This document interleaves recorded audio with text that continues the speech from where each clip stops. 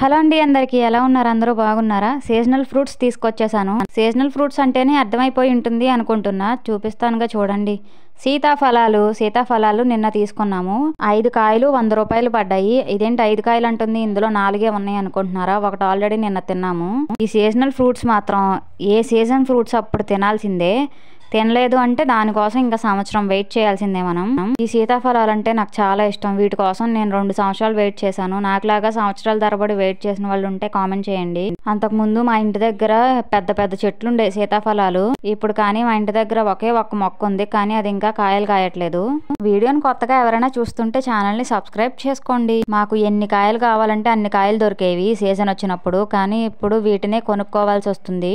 ఒక్కొక్కసారి అయితే పండినట్టు పక్షులు లేదా చిలుకలు ఏవో ఒకటి తినేసేవి.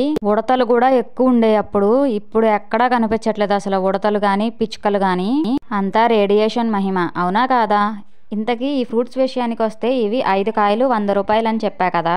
ఒక ఫ్రూట్ ఎంత ప్రైస్ పడిందో కామెంట్ చేయండి. దీని టేస్ట్ అయితే అద్భుతం, అమోఘం అనే చెప్తాను, అంత బాగుంటుంది. వీడియోని ఎలాగో ఇక్కడ వరకు చూసారుగా, వీడియోని ఒక లైక్ చేసి అదే చేత్తో ఛానల్ని సబ్స్క్రైబ్ కూడా చేసుకోండి. Thanks for watching.